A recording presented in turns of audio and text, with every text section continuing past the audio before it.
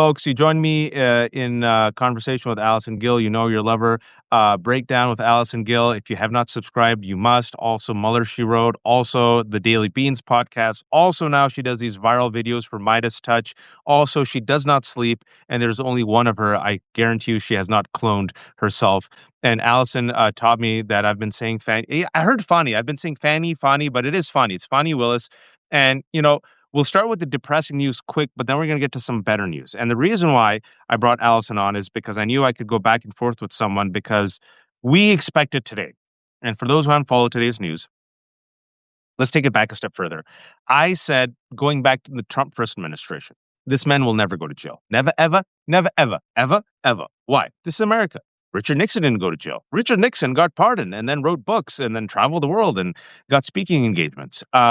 He's a powerful, wealthy white man who was president of the United States of America and is president again. And the institution will do anything and everything to make sure he never steps foot in jail, despite being a convicted criminal, despite inciting a violent insurrection, despite being held liable for sexually assaulting E. Jean Carroll, despite being a fraudster, despite literally stealing classified documents from the White House and storing them in the shitter in Mar-a-Lago and being told repeatedly by the FBI, hey, can you please return these files? And he goes, what files, huh? What? And despite me, Allison, and everyone else literally hearing the phone call where he calls then Georgia Secretary of State Brad Raffensperger and asks him for the exact number of votes to give him Georgia in the 2020 election that he got just his ass kicked by Joe Biden. So today's news comes out, surprise, surprise. Shockingly, the new prosecutor, who's not Fani Willis, who's a Trump reek, comes in and dismisses the case, even though literally the entire world has heard the tape that Brad Raffensperger recorded of Donald Trump asking him for the exact number of votes. I knew this would happen. Allison, you knew this would happen as well, correct? Right. I saw this coming when originally Fani Willis, one of the electors that was indicted along with the 17 other people, including Donald Trump, was a guy named Burt Jones, and he was a senator, a Georgia senator, but he also was one of the fraudulent electors that signed his name to a false document. And she was recused from prosecuting him because she had set up a fundraiser party for his Senate opponent, his state Senate opponent. And so that was a conflict of interest. So she was pulled off the case and they had to find someone else to prosecute it. So they have this council of prosecutors in Georgia. It's headed up by a Republican named Pete Scandalakis. Scandal is right in his name. I love it. I love it. Excuse me. And he said, oh, I'll find somebody. And then he kind of pretended to find somebody, but then didn't, said I couldn't find anybody. So I'm going to take it over myself, right? Like, did he even ask? I'm sure there were prosecutors in Cobb County or Coffee County that would have gladly taken the case. I don't think he even asked anybody. I would like a FOIA on his email communications with those Absolutely. district attorneys. District attorney? I don't know how you say it. But he at the last minute, took the case himself because there's a deadline by which you have to reassign the case of Burt Jones, took it himself and then killed it. And that was a while ago. And I was like, uh-oh, because if Fani Willis gets disqualified, I guarantee you Pete Scandalakis is going to wait until the last possible minute, take it for himself, and then kill the whole case. And that's exactly what happened today. He put in a motion to dismiss. His reasons are bullshit, but he put in a motion to dismiss the case, and Judge McAfee dismissed it. So it is done. It is over, and it is gone. And we still have other state cases that have been revived, and we'll talk about that. But this dismissal of this case should come to a surprise as no one. To no one. Exactly. It's a gut punch, folks. I think it's okay to be furious. It's okay to be disgusted. It's okay to shake your head. It's okay to say that, God, look how corrupt these people are. But that's exactly it. It is a reflection of the corruption, the reflection of the abuse of power, the reflection of how low they will go. That literally you have the smoking, any analogy, the smoking gun, the audio tape, literally, and still this mother effer keeps failing out. And you could sit there and, like, be like Grandpa Simpson and shake your fist against the heavens, and rage against the winds. That's perfectly fine. But there are other ways, I think, that we can and will weaken Trumpicans, Republicans, MAGAcans. I don't give a shit what they call them, Donald Trump. And we see, if you will, you want to talk about the Trump, Did you please. see his? He's like, hey, there's a great new name for Trump Republicans. It's Trupublicans. And I immediately thought of, because I'm a huge nerd, I was like, are they Vulcan? Yeah. Because that's how Vulcan names are. To pow, to pring. They have a T in front of them. To pull. And so I was actually thinking of taking some Vulcans like to pow, to pring, and to pull, and putting It'd be hilarious. an ear bandage on them to make them Trupublicans. You should go But like this: live long and plunder. Yeah, just long and put up your prime. that'd be hilarious. I'm not, we're not making this up. If you saw me with Danielle, that's literally what he posted, and then his Tweedledee sum is like, "What about Trumpican?" I'm like, I don't give a shit. Trumpican, MAGA, MAGAcan, whatever. You're all fraudsters and you're Bulgarians. But this is where we are. But we've also always said, for those who have watched me and Allison, that when you confront fascism, it's death through a thousand cuts. And furthermore, about a year ago, we said they will overreach. They will overreach because they're reckless. They will overreach because they're arrogant. They will overreach because they're incompetent. They will overreach because they're cruel. And now we're seeing them overreach. And they've overreached in such a big way that I thought, Allison, I gave it a year. I said the face eating leopards would turn on each other in a year. It's been less than a year. It's been about 10, 11 months.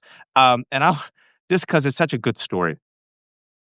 Did you read about the story that came out early in the morning that the Department of Justice said in a new court filing that Homeland Security Secretary Kristi Noem, yes, they named her. It wasn't us. It was Kristi Noem who made the decision to continue with the deportation flights carrying 230 migrants to the mega prison in El Salvador, despite a federal judge's order to turn the planes around. It wasn't us. It was Kristi Noem. I thought that was It was interesting. And the reason they're saying Kristi Noem is because apparently Todd Blanche and Emil Bovey had put together some legal decisions to advise Kristi Noem on what to do.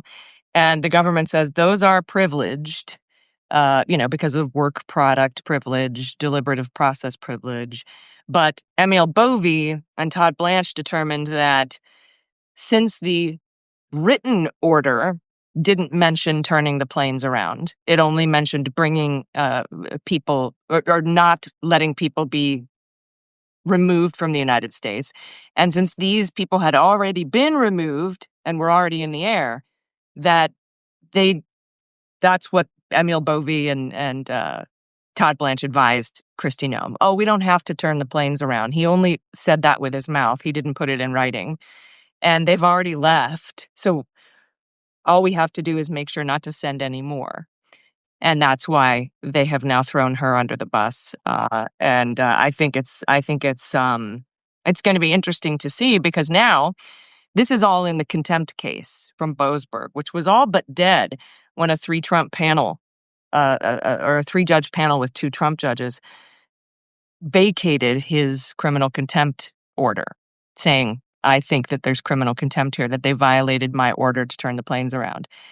But the problem is that those two Trump judges that voted to vacate his order, his contempt order, didn't agree on the reason why. And so the full panel on Bonk was like, that's not a majority. That's not a majority opinion. So we're not going to take this up, but we're going to kick it back down. And since you guys couldn't agree on a reason why, it actually goes all the way back down to Boasberg, who can now pick up contempt proceedings again. It was And Boasberg, for those who remember, is that judge who has kept defying the Trump administration, was the one who said, turn that plane around. And they said, what? Plane's already taken off. Whoopsie. And then also, in addition, And I have to highlight this because I know it's so gutting, folks, that he keeps getting away. But I just want to, we're just going to give some receipts of the mounting death by a thousand cuts. Did you see this piece that came out yesterday, Allison? A New York Times analysis finds errors in Trump's Supreme Court filing that calls for the National Guard in Chicago and shows that the DHS, yes, same DHS, Chrissy Noem, ooh, tough 2 days, and the DOJ lied. Could you imagine that? They lied in their emergency filing to the Supreme Court, Allison? Yeah, it's funny. The Times sent that to me and they go, look what we found. And so then I sent them my show on Midas Touch from Sunday, where I found the same thing. I was like, these are all lies. But because remember the Marimar Martinez, Ian Santos Ruiz case, where DHS accused them of ramming into ICE vehicles and then trying to run over Border Patrol agents. And that's why somebody from CBP shot 5 shots at Marimar Martinez. And then Yep. there was 200 protesters showed up and threw bottles and rocks at the besieged federal officers. That was what they put in their Supreme Court filing to justify an emergency order to allow him to deploy the guard to Chicago. Wow. I did not know that. And that case just fell apart because the DOJ asked to dismiss the case because they know if they went to court, there's now video evidence showing that none of that happened. And what I said this past Sunday on my Oh, as I was like, that was one of the foundations for their emergency bid to the Supreme Court, and that they put lies in a filing to the Supreme Court. And that is now proven. But what the New York Times did was I came out with that Sunday and talked about it on the breakdown on the Midas Touch Network. But on Monday or Tuesday, we had the videos. The judge Ellis released the videos of the body cam footage. I said all this without having the video evidence. But once they got the video evidence, the New York Times put together this investigation and included more than just the Marimar Martinez case, which is the crux of his Supreme Court emergency filing. But there are other things too. And the New York Times pointed out with these new videos, every single lie that was told by Greg Bovino, Customs and Border Protection, and the Department of Homeland Security in a Supreme Court filing. They presented this to the Supreme Court as though it were true, and it is now provable that it is false. And that's going to, I don't know how the Supreme Court's going to be like, that's okay, he's the president, he could lie, he's got all the power. It's going to be interesting to see how the Supreme Court, if I were them, I wouldn't touch it, and I would let the lower court ruling stand that you can't deploy or federalize the Guard if I were them. But they did ask in the Chicago case for the parties to define regular forces in the law, 12406, the law that Trump is using to deploy the National Guard, because everybody's sort of under the impression that you can't send in the National Guard unless you fail with regular forces. Trump thinks regular forces are the local, federal, and state police and municipal police, but it actually means the military. So under 12406, the president can deploy the National Guard if he sent in the regular troops, the actual military, and they failed. And since he never did that, you can't send them under 12406. And that is why the Supreme Court came back and said, hey, everybody, give us your definition of regular forces before we decide this case. That was fully briefed 9 days ago. So we might see what the Supreme Court says, but with all these new revelations, that there are just outright provable lies in the government's filing to the Supreme Court. I'd be interested to see how they handle that. They were lied to. and folks, the lying, right? The lying to justify the cruelty. I know we kind of brush over it, but to lying to justify unleashing the National Guard and ICE to terrorize innocent communities in Chicago, lying to kidnap, and I think the words that we use are important, kidnap nearly 230 brown men, including Kilmar Abrego Garcia, in the middle of the night, kidnapping them. Some of them were going home without any due process, and then not just kidnapping them or detaining them and sending them to like a local facility, but then putting them on a plane and then giving $6 million to Bukele, the crypto bro leader of El Salvador, and then housing them in a foreign torture prison where they have said since then that they were tortured without any due process, and then maligning their character and saying that they were drug traffickers and this and that. I won't even repeat it. In And then exchange for our imprisoned MS-13 actual gang leaders. Yes, and who That are was now part of the deal. And that's why the Trump administration did not want to go through discovery, is because they didn't want to show the world their deal with Bukele, where they dropped the charges against actual violent gang members to send them back to Bukele so that he could disappear them and keep them quiet. So yeah, so like it's like let's send you innocent folks. Let's get back actual violent criminals.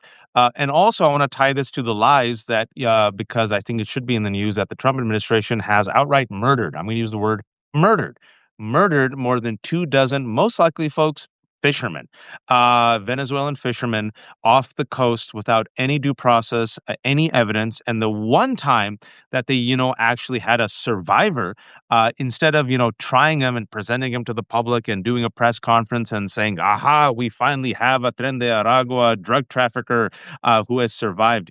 Can you tell them what they did to the one survivor, Which one? The survivor of the what? the Venezuelan boat strikes? They Oh, quickly. yeah, they just returned him to his country. There you go. And Trinidadian, exactly. They should return them. So you would think if this is, you got the proof that these are like these drug traffickers and terrorists, you would sit there and say, aha, we've caught one. Nope, nope, nope. Oh, they're Once avoiding going to court because they know the truth will come out in court and they can't lie to the court. But they they did can. go to Supreme Court. And that's what they did. So they literally repatriated this person back to their country. Bye. Don't talk about it. If you talk about it, we know where you live. And voila. So that means they have literally, literally murdered innocent people without any evidence or due process. And Donald Trump says that he can get away with it. But again, these are the world's most reckless, incompetent people. And I'm very just curious to see who they blame for the mounting failures. So just 11 hours ago, the Justice Department threw a DHS Secretary Christy Nome under the bus. She goes, it was her. She made the decision to continue on with these deportation flights carrying Kilmar Abrego Garcia to El Salvador, not us.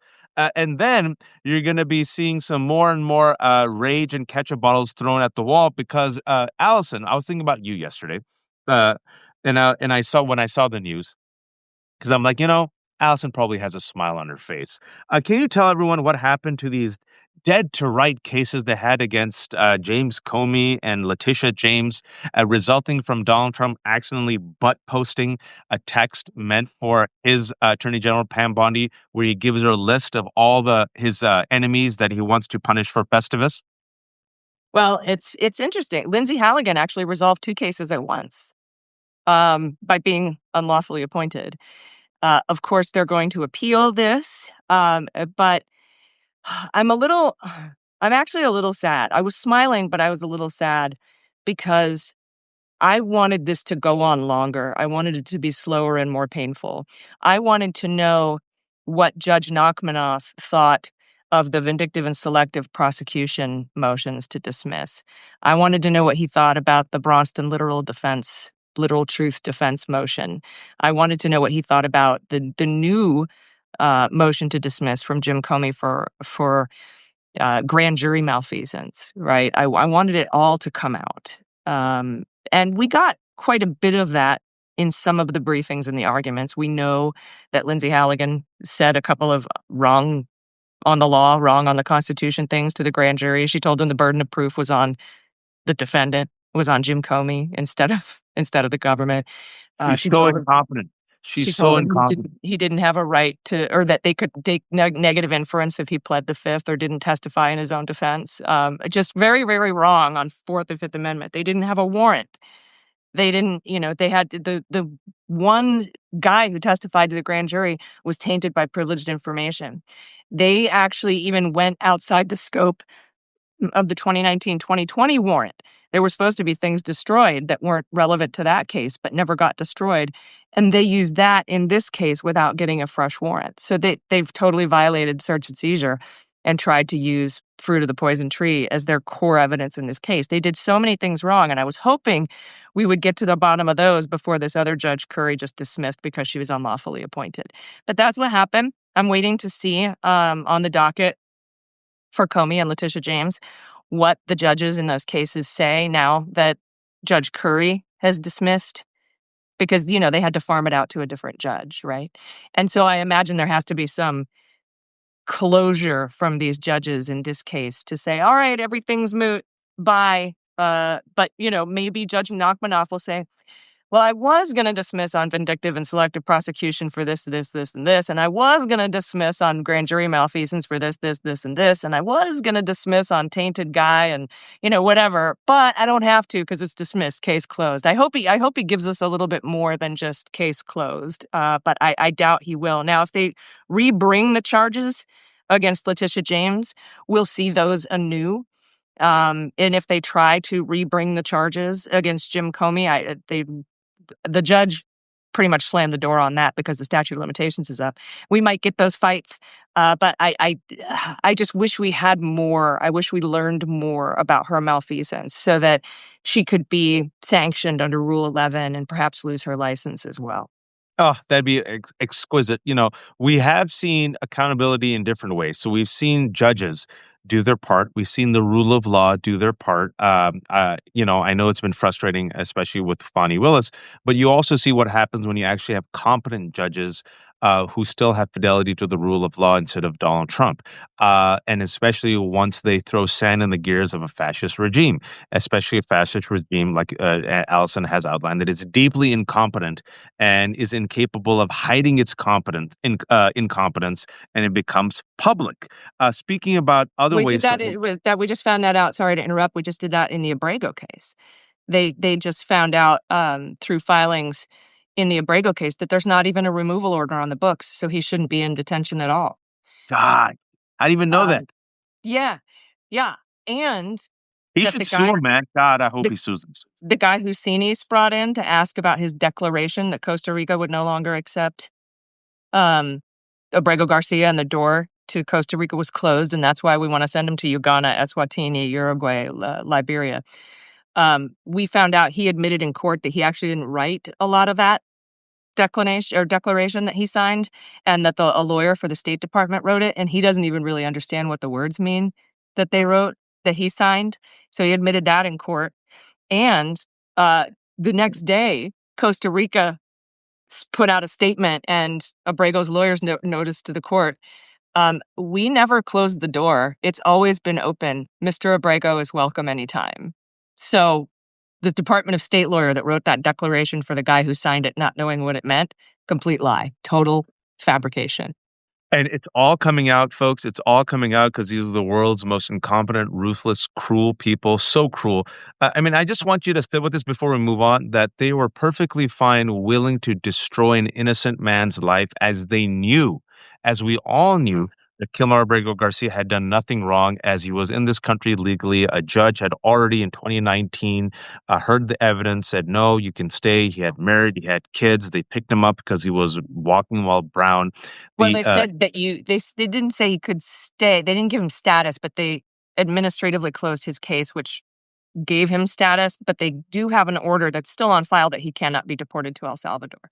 Yes, Which is, and the judge saw that and reviewed all the evidence. And furthermore, it was ICE itself way back when that admitted, folks. It admitted that, oh, this was an error. And instead of simply, what I would have done, I've said this for a while, if I was, a competent, not cruel Trump administration, I was also smart. I would say, all right, well, it's not our fault. It's an ICE person who made this mistake. I throw that ICE agent under the bus, and then voila, done. It'll be out of the news. But because they're so cruel, because it's Stephen Miller's cruelty and his arrogance and his white nationalism, that they wouldn't let it go.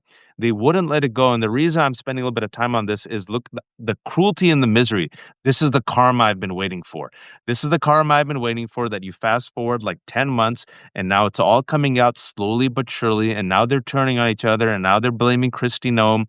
And when it comes to the Epstein files, you see these leaks. They're going to go after Pam Bondi and Kash Patel. A small thing here that I do want to talk about, because anytime I can shit on Kash Patel, who thinks he's going to Valhalla, I take it, Allison. Did you hear about the fact, Donald Trump yesterday came out, and the Trump administration came out and said, no, we have no problem with Kash Patel. Everything is fine. 2 days ago, there was a rumor that there was some displeasure. That's because the headline came out when Trump was in a meeting with Kash Patel. Awkward. Like, what's he going to be like? Can you tell him? Can you tell him? Yeah, you're right. I don't like you. You're fired. Like, well, no, we're the best pals. Let's take a photo to prove him wrong. Come Yeah, on. for those who haven't followed us, by 2 days ago, there was a leak, a report came out that Donald Trump was extremely displeased with Kash Patel. Not necessarily with the work that he was doing, but the fact that he was garnering bad headlines. And Donald Trump is all about bad headlines and optics because Kash Patel, folks, again, it all comes out. Apparently didn't just take one trip on taxpayer 18? dollars. 18, I think we were up to. We're up to now potentially 18 trips he's taken on a $60 million jet using taxpayer money to cavort around with his honeypot country singer girlfriend. And then after he went and took this jet to hang out with his girlfriend, then he went to a hunting lodge. And then also he's been using private security for his girlfriend. And then I also want to remind people that when I encountered Stephen Miller at Tyson's at Macy's last year, there were two black SUVs. He wasn't driving.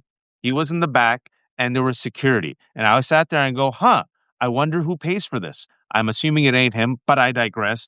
And we know Christy Nome, and I feel like Christy, especially with the mockery in South Park, and especially what I saw with the DOJ, and especially as the fact that a lot of people have now found out about it hasn't gone away, that Christy Nome was paid $172 million of our taxpayer dollars to get two private jets for Christy Nome and her boyfriend, sorry, colleague Corey Lewandowski, as the economy is going to shit.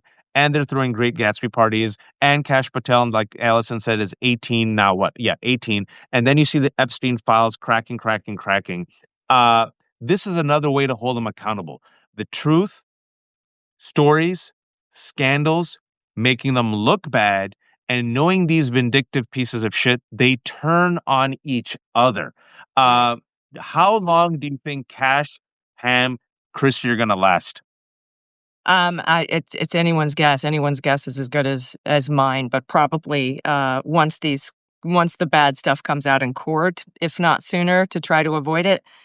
Because to bring somebody in to Congress, they have to be a current employee, but not the court. So we'll see how that ends up happening. But this is what happens when you bring your case and you base your case on propaganda, lies, bigotry, incompetence. It all falls apart, right? Sic semper tyrannis, as always with tyrants, because that's what they base their stuff on, and it all falls apart in the face of the truth.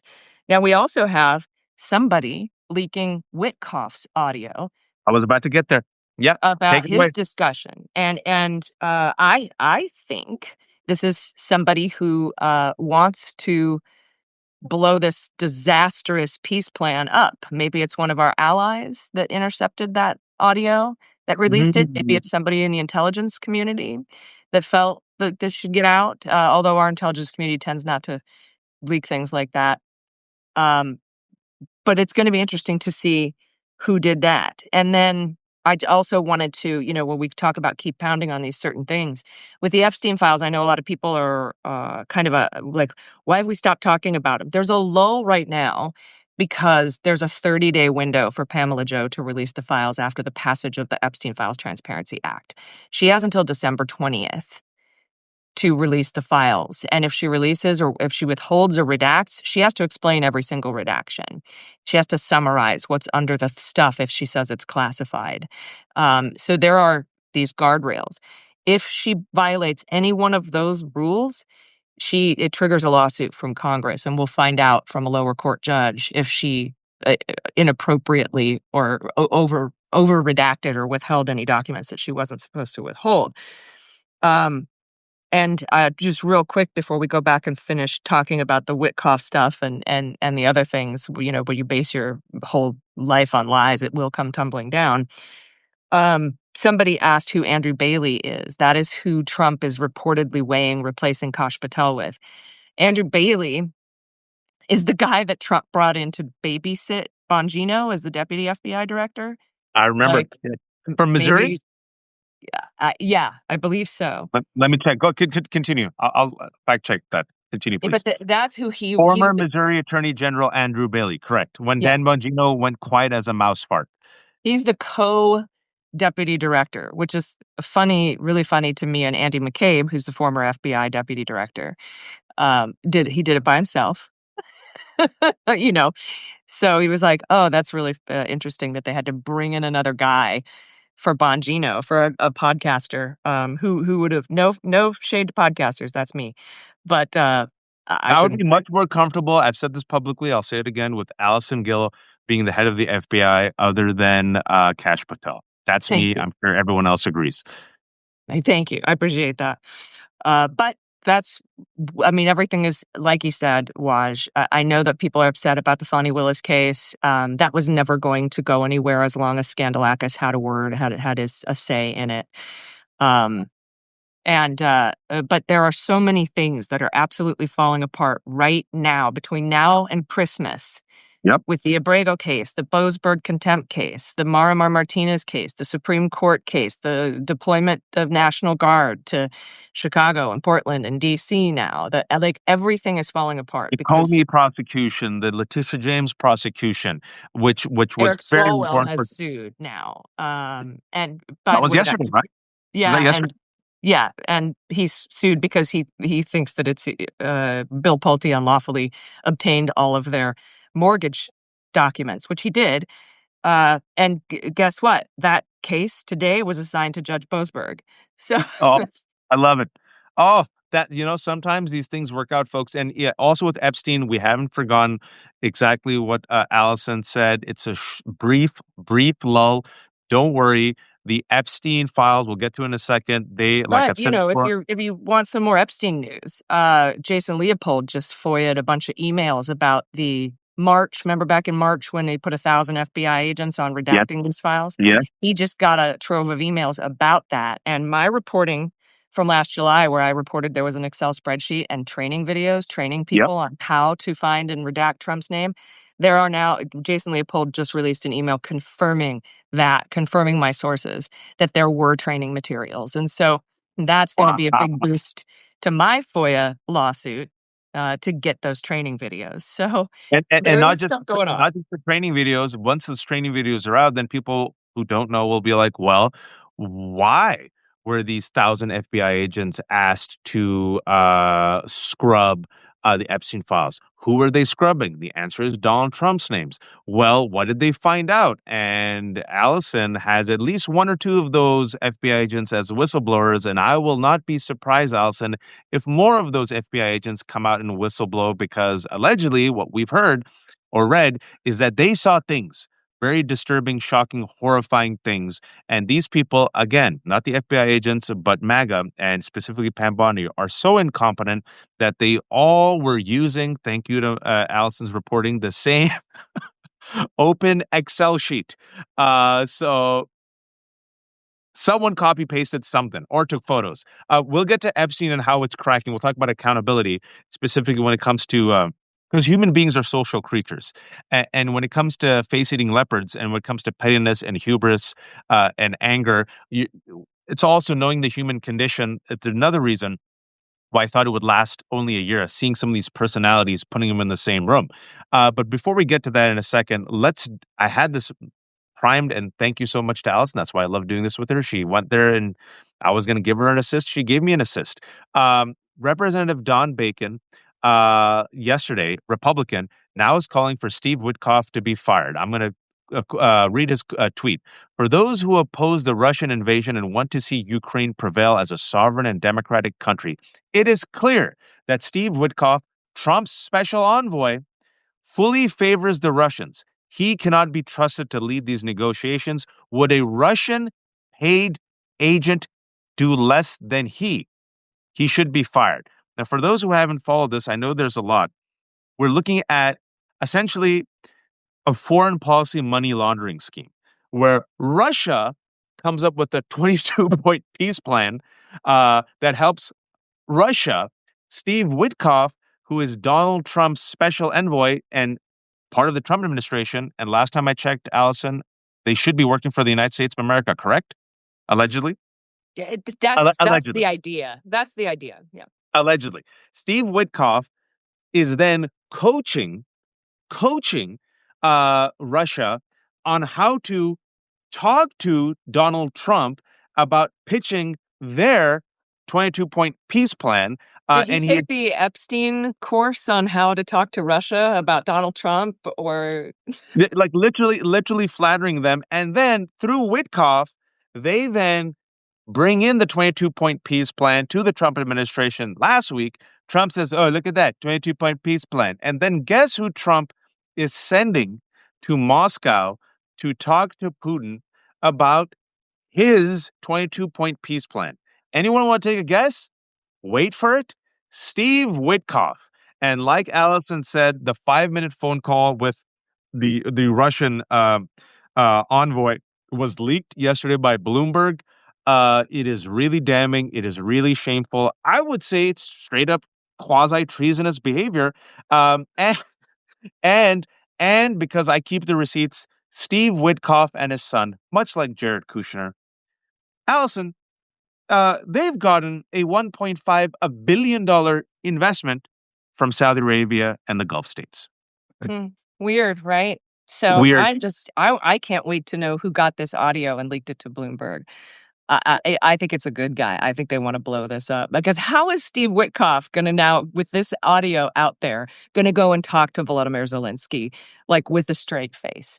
That is going to be so awkward. So that's Well, why I he put will, my 'cause they're shameless, Allison. He will do it, but he has to come back home. well, that's why I put my tinfoil hat on, is because that's who I think leaked it was, and it's the kids leave this sticker on, right? I don't know. A broken middle-aged man who shops at Costco, but I think the kids, anyone who's cool and hip with the kids, please answer our question. I don't I know. still say sus, so I don't know. Mid sus. Sus apparently is 2022. I think now they're at mid. But In Witkoff has lost his riz. Yeah, he has definitely lost his riz, and he's definitely both sus, cringe, and mid. Speaking about though the internal fights, now all of this is adding up. He can't escape Epstein. He can't escape the economy. He's negative double digits on the economy, negative 35 on Epstein. All the polls have come out in the past 2 weeks. Trump is sinking across the board. Overreach. Negative double points on immigration. Lowest point favorability in his second administration, and he has General publicly ballot, 14 points for Democrats. general ballot has now gone up.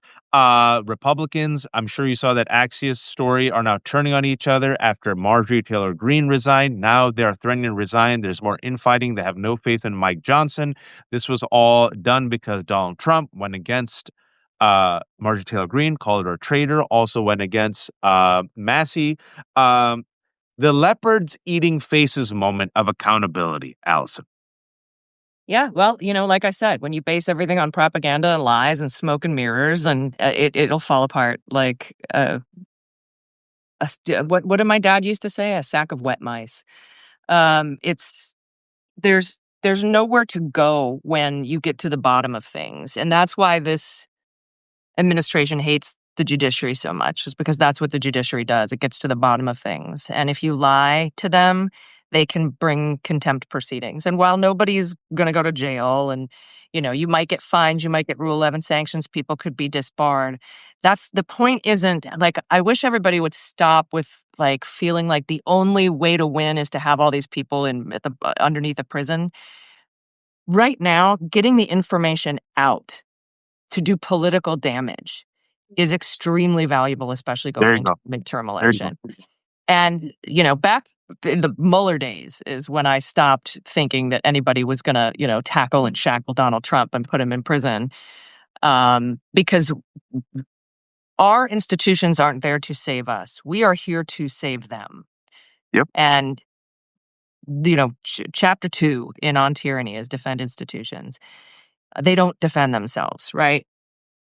We are the biggest check on executive power. So I think that while it is frustrating to watch people like Bolsonaro and the South Korea guy like go to prison and get their comeuppance, and we don't have that here because we don't have a functioning Supreme Court. That's been taken over by the oligarchs as well. There still is value in getting the truth out to the American people. And that's why I really value you, Waj, because when it does come out, you blast it as loud as you can. And that's why everybody who's here, that's listening, when they learn about it, whether it's on your shows or my shows, they go out and tell other people about it who might not have known otherwise. And so that truth is really important. at least politically. Yes, do I want them in prison? Do I wish we had a functioning Supreme Court? Absolutely. We just don't. But we do have to remember that there are wins to be had, and Yep. that it's important that we talk about those so that we can expose the propaganda and smoke and mirrors and lies of this administration. Hopefully, when we get the House back, and maybe even the Senate too, we'll be able to have some hearings and drag these people in unmasked and force them to answer questions under oath. They'll defy those subpoenas, but at least we'll have the subpoena power. That's what's important about this political information, is it can help us get that power back just a little bit so that we can try to hold some of these people accountable, at least publicly, if not legally.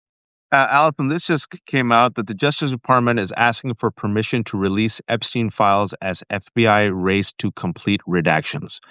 Uh, Apparently, Aaron Parnas has broken that. We have a major development in the fight to get the Wait, he said, we have a major development concerning the Epstein files. I just received a filing from the Justice Department where it is seeking judicial approval to publicly release a wide array of evidence gathered in the federal investigations of Epstein and Maxwell, marking a significant step forward, complying with the federal transparency mandate. The move could open a trove of long sealed records that have remained out for public view for years. In a letter submitted Wednesday, the judge overseeing Maxwell's now closed criminal case, federal prosecutors asked the court to lift a protective order that previously barred the public dissemination of sensitive material. No. Yeah, no. That's a little bit overblown there. What that is that was a couple days ago, the Justice Department. Remember when they went to the court and said, hey, release those transcripts from the grand jury, and the court was like, no, and that you're dumb for asking, and this is all you're doing is trying to get us to say no so that you can say that the court wouldn't allow you to release the Epstein files. These aren't the Epstein files. These aren't the 300,000 pages that the DOJ and the FBI has. This is 76 pages of one FBI guy testifying in the Maxwell case. That's all this is. And it's not, and all it is it's going to be about Ghislaine Maxwell, or it's going to be about Jeffrey Epstein. There's nothing in there worth getting excited about. It's just, and I'm worried that the Department of Justice is again trying to pass this off as trying to release. That's right. Like, watch Pamela Joe come back and say, hey, remember when we filed and the court said no? After the law passed, we filed again and the court said no again. So we tried to release the Epstein files and that has nothing to do. That is a 76-page testimony from one FBI guy in 2019. All right, that makes a lot of sense to me. That makes a lot of sense, and it tracks, and they're trying to slow walk in, and they're trying to gaslight us, and what we want. And I think with the Epstein files, folks, as we wrap this up, and different ways of accountability, he can't escape it. I think it's so soaked in now. So many people, even like me, are like, yo, I'm not a conspiracy theorist, but now I believe in conspiracies, and this looks like a cover-up until all of this information is out, until we not just get Donald Trump's and what he allegedly did or didn't do, but we get all these other people, Leon Black, Leslie Wexner, Glenn Dubin, allegedly, Ehud Barak, allegedly, right?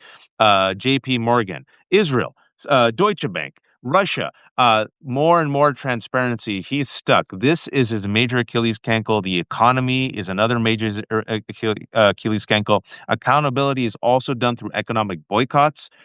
Folks, they're feeling it right now. I'm telling you, this Black Friday, I don't think it's going to bring smiles to the faces of a lot of the corporate cronies of Trump who laid out the red carpet for him. We saw the economic boycott help bring Jimmy Kimmel back. We also saw economic. Target lost 5% on back to school week. The CEO is gone.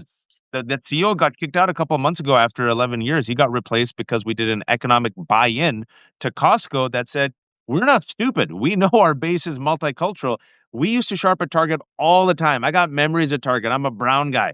We have not gone to Target for a year. I know I'm not the only one. How dumb could you be, Target? How dumb could you be? So economic boycotts, voting.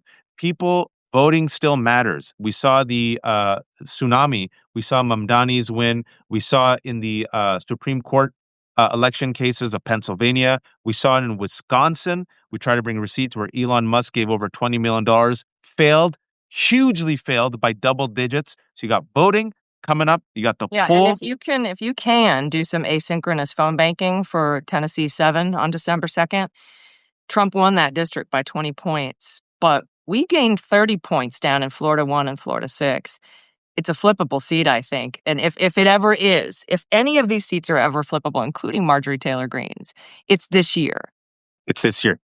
Folks, this is me. I'm speaking for myself. I believe we have a generational opportunity. I'm 45 years old. I've seen some things in life. These don't come around often. There is a simmering rage that has exploded. The veil has been lifted. The emperor is without clothes. People have This is our seen. chance to reform our party and win back to Congress. This is It's not huge. just the party. Going back to Allison's earlier points, this is institutions don't reform themselves. It's the people. We can reform the institutions. We can reform the party. We can reform the Supreme Court. Like, this is the New Deal moment. Like, literally, this is it. I feel in my bones.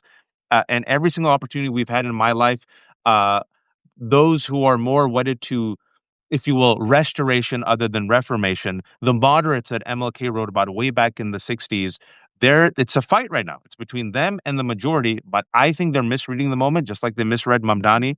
And I feel like this righteous rage has united so many of us who are like, you know what? I've heard from so many people, Allison, who are like, a senior, I'm an elder, I was a kind of centrist. F that. No, we need like straight up reform. There's Yeah. no way I marched in the 60s for this shit.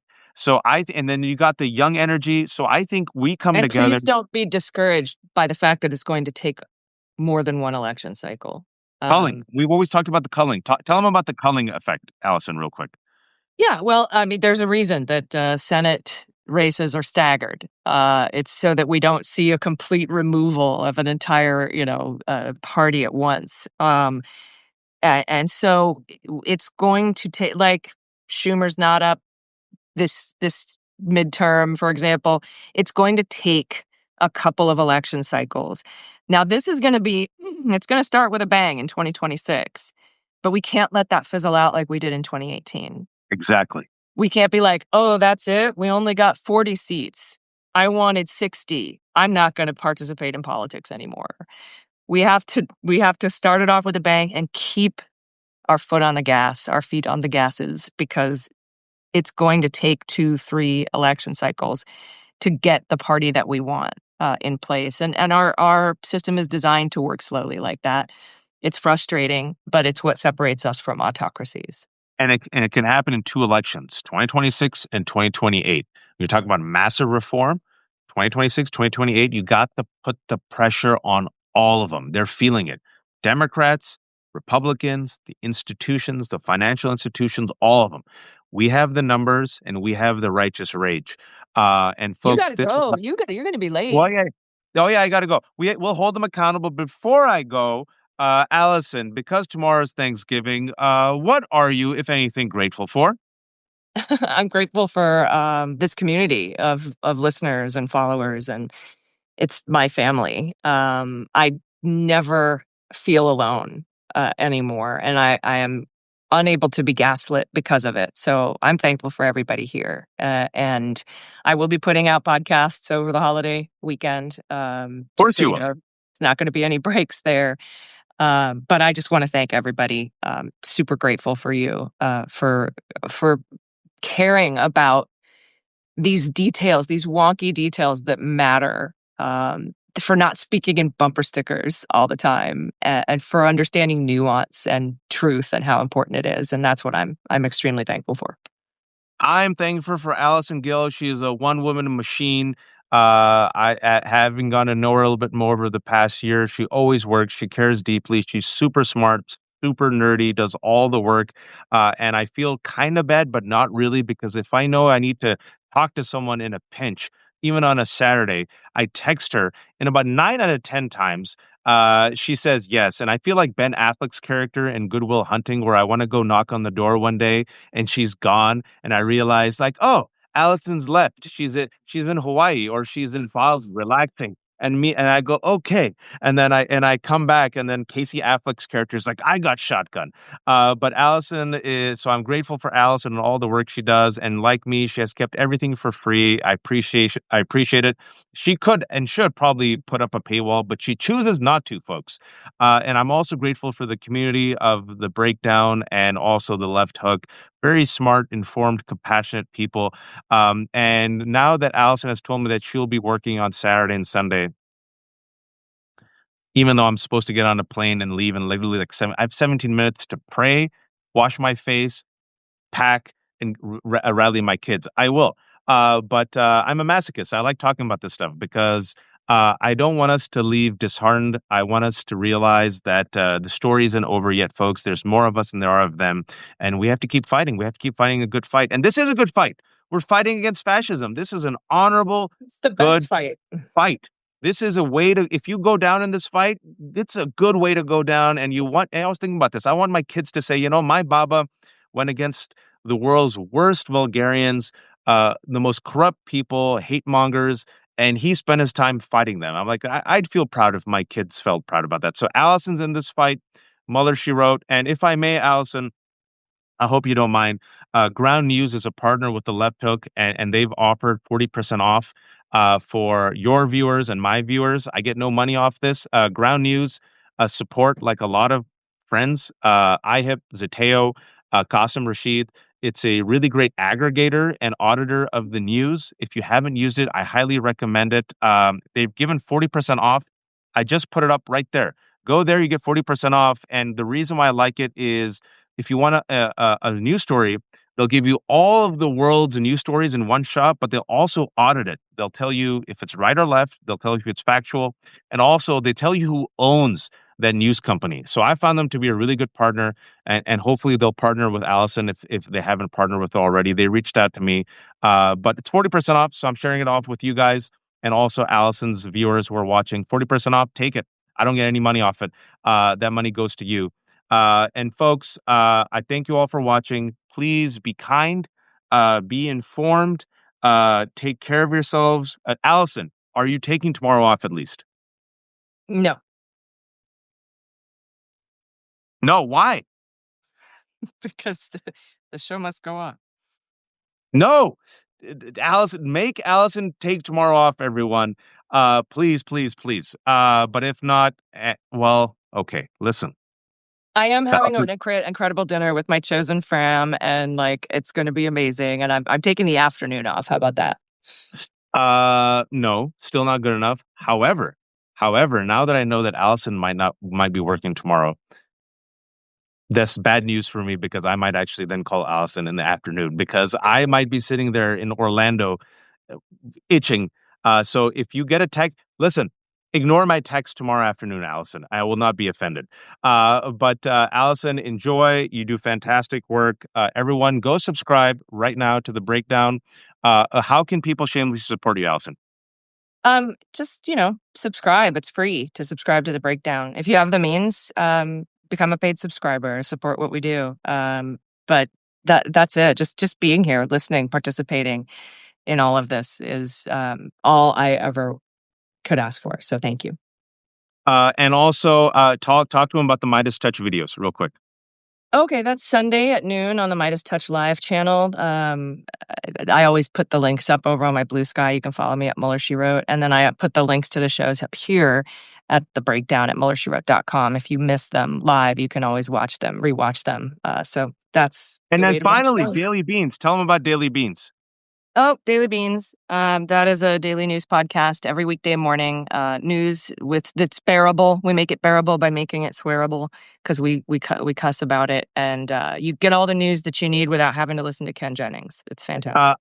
I have to literally run. I have 13 minutes. But Allison was so terrible at promoting herself that I had to spend the extra 3 minutes. All right. Wish me well luck. 13 minutes to pack, gather the kids, got it. and go to the airport. I'll make it I have happen. faith in you. Bye. Bye. Enjoy tomorrow. Take tomorrow off, Allison.